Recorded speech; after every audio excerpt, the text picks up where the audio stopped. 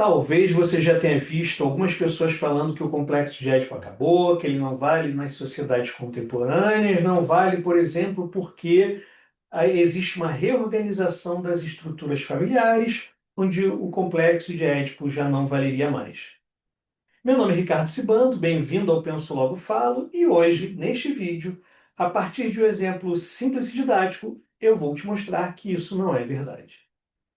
Mas a primeira coisa que eu preciso te explicar é qual é o argumento central do complexo de Édipo, que não se trata de desejar pai ou desejar mãe, ou ainda interditar os desejos por esses necessariamente, ainda que essa seja uma possibilidade de atualização do complexo de Édipo. Na verdade, o Freud vai nos mostrar que o argumento central do complexo de Édipo tem a ver com uma coisa que ele percebe ao longo da história humana, que não temos acesso a nenhuma cultura ou sociedade no passado ou na contemporaneidade onde a cultura não exigisse uma regra de interdição incestuosa, ou seja, uma regra cultural que proíbe certos desejos sexuais. Na nossa sociedade e cultura, é proibido culturalmente desejar mãe, pai e irmãos. Para usar termos mais precisos e genéricos da psicanálise, aqueles que fazem as funções materna, paterna e fraterna, que são funções simbólicas e não necessariamente exigem certos tipos de sexo definidos, ou certos tipos de gêneros definidos, ou certos tipos de organização entre irmãos biológicos, ou até mesmo de criação. A função fraterna é bem mais complexa do que se imagina a princípio, enquanto uma função simbólica, enquanto um papel a ser desenvolvido nas fantasias psíquicas do indivíduo. Em outras culturas, Freud nos mostra no seu texto Totem e o Tabu, Totem e Tabu, que a sociedade e cultura que ele estaria estudando são sociedades e culturas onde a interdição incestuosa não é consanguínea, é de pertencimento de clã. Então, um homem, uma pessoa de um clã X não pode ter relações sexuais com uma outra pessoa do mesmo clã, mas pode ter relações sexuais com alguém do clã Y. Então, repare, a interdição incestuosa aí não tem a ver com consanguinidade, porque se um homem do clã X tem relações sexuais com uma mulher do clã Y e produz prole, esse filho ou filha não teria uma interdição incestuosa quanto a transar com seu pai. Um detalhe que eu não expliquei, a prole sempre pertence ao clã da mãe. Por isso, o pai sempre vai pertencer a um clã diferente do clã que os filhos pertencerão. Então, repare que aí não há uma interdição consanguínea como na nossa sociedade. Então, qual é o argumento central do complexo de Édipo? Que para que a nossa sociedade e cultura, para que as sociedades e culturas que conhecemos sejam organizadas das formas que foram, parece que é necessário abrir mão de parte dos nossos desejos sexuais. Nós temos que renunciar a parte dos nossos desejos. Esse é o argumento central do complexo de Édipo, que acontece lá, o menino lá, imaginando o menino na obra freudiana. O menino nasce, tem a mãe ele completamente devotada, em um dado momento percebe que tem o pai e começa a achar que o pai é que é o verdadeiro desejo da mãe, que não é ele que é o verdadeiro desejo da mãe. Deixe-me colocar isso em termos sem ser pai, mãe e bebê, para vocês verem que o complexo de Édipo continua valendo.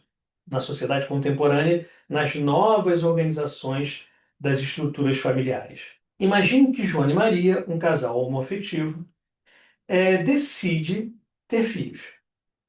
Imagine que Joana e Maria, e aí eu vou fazer uma coisa meio caricata, pouco provável de você encontrar na realidade, que é Joana e Maria decidindo, esse casal que está junto há um tempo, decidindo gestar filhos no mesmo período. E aí, né, o filho de Joana, filho ou filha de Joana, filho ou filha de Maria, nascem ali na mesma semana. E aí essas crianças vão passar com cada uma das suas respectivas mães a história das suas primeiras frustrações. Porque quando as crianças nascem, os bebês nascem, as pessoas que fazem a função materna são completamente devotadas a essas crianças, a esses bebês, nas primeiras semanas após o nascimento. Mas à medida que esses bebês vão amadurecendo, as pessoas que desempenham a função materna começam a retornar para outras demandas da sua vida. Então, aquela fantasia de onipotência que o bebê organizou a partir do fato de que nas primeiras semanas após o seu nascimento ele tinha uma necessidade e aquela necessidade era prontamente atendida, ou seja, que a necessidade e o atendimento dessa eram concomitantes, à medida que o tempo passa, começa a se extinguir, porque o atendimento às necessidades dessa criança começa a sofrer atrasos, porque quem faz a função materna começa a atender também a outras demandas da própria vida. Só que, obviamente, a criança se ressente disso, ela não entende bem o que está acontecendo. Entende? Entre aspas, em linguagem adulta, tá? A criança vai começar a se ressentir, ficar ali meio angustiada com aquilo, e à medida que o tempo passa, ela vai percebendo mais do mundo e percebe de repente que existe, além da mãe dela, vamos supor Maria, existe Joana.